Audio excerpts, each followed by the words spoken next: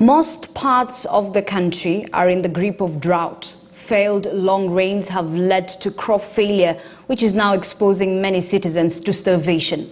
Actually, many are already battling hunger. One such county is Marsabit. In this scenic northern county, both humans and their livestock are not being spared by the ravages of the ongoing drought. Our reporter Beldin Waleula was there and filed this story, Marsabit Hunger Pangs.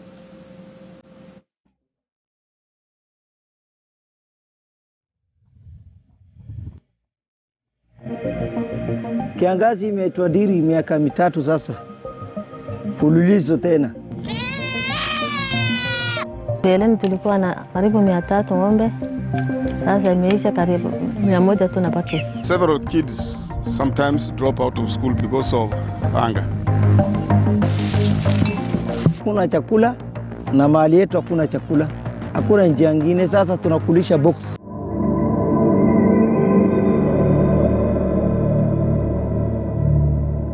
Last year, President Uhuru Kenyatta declared the ongoing drought a national disaster. He assured Kenyans that no one will die of hunger because the government is in control. Well, that was just a statement. Kenyans are having it rough and tough. Just 3 kilometers from Marsabit town lies North Horr constituency. The roads here are a story for another day. This one leads to my corner. The Maikona that is our first stop and which is enduring the scorching sun. There is no sign of vegetation as the land lies bare, begging for the long-lost nourishing waters of the rain and echoed by authorities. Friday last week, we had received several herd of cattle, like almost 1,000 and something, which has perished because of drought. There's lack of food. The sheep and goats, we might not have the exact figure, but it is way beyond even 2,000. If they were gods to be worshipped and enticed to bring forth rain, residents of this area will offer all forms of sacrifice to them. Most of them have to walk for miles in search of a rare commodity called drinking water. A similar scenario plays out in Hur Hills, where locals have nothing left to cling on, not even hope.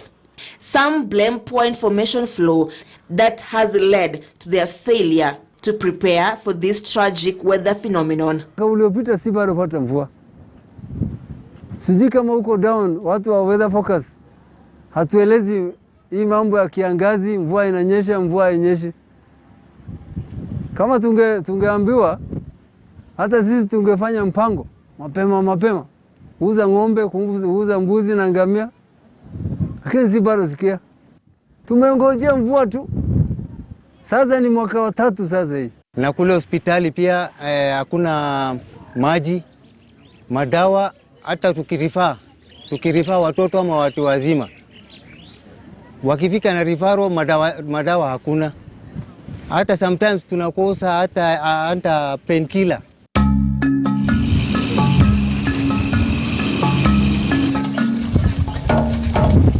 In Horgudha, it is a lucky day for these women and children.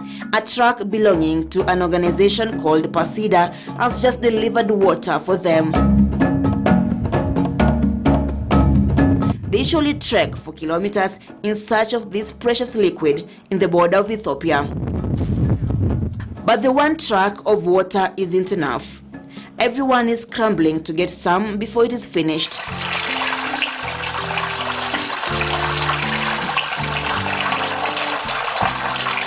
For some, this is a rare opportunity to quench their thirst and take a rare bath. For the babies, it's a different kind of wash.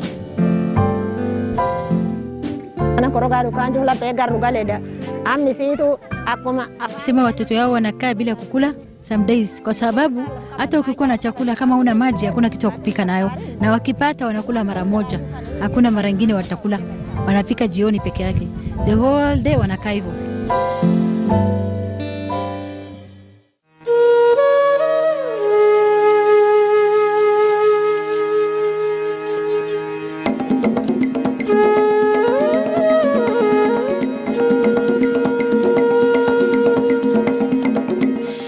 dawn breaks in North Road, men prepare to leave in search of an interesting kind of food for their livestock.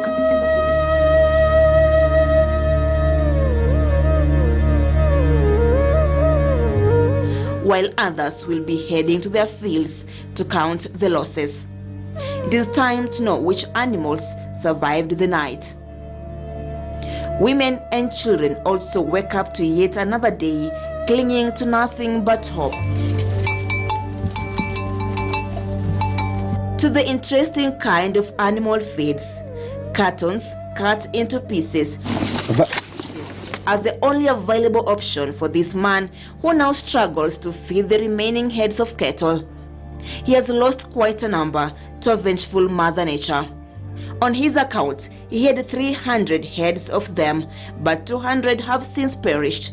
He hopes to extend the life of the remaining ones by feeding them on these pieces of the thick pepper. The demand of cartons has sent their price soaring, leaving Godana and his fellow residents digging deeper into their pockets. Godana needs more than one sack for his cows daily. Necessity has born this invention. Kiangazi sio na sura, sisi hatujui imetushika. Mabadiliko ya dunia pengine iko, sisi hatujui. Wanyama walizokufa nafika kama 200. Na hiyo ni hasara kama shilingi 1500 hivi. Unaona? Kwa ajili ya mali yetu haina bei, ingekuwa na mamilioni ya pesa, sasa sina. Njata ngali na malisa, hata watu na malisa. Watu wanakosa kitu wa kukula. Hata kuna wengine hata wamekufa kwa sababu ya njaa. Area yetu hii. Once the source of wealth and pride, the animals are proving to be a real headache for Godana and his family. Saa hii ng'ombe hii kitu si inaweka kwa nyumba, yote inakula. Hata manguo zinakula kwa ajili ya njaa. Zingine hata zimekufa kwa ajili zinakula hata nguo kwa ajili mimi tunalala au wanavunja boma na kula nguo na shinda hata kutoa mafi. Nguo nafunga mafi yao na kufa. Vultures, nature's undertakers. Some call them nature's bin removers. These seem to be the only happy living creatures in this region. They only eat dead animals, and here there are plenty of carcasses. It is a feast. Every sunrise in Marsabit comes with its dead.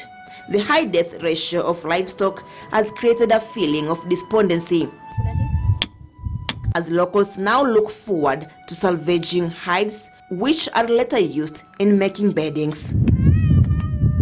The more beddings one has, the more animals he has lost. Belden Waliaula, KTN News.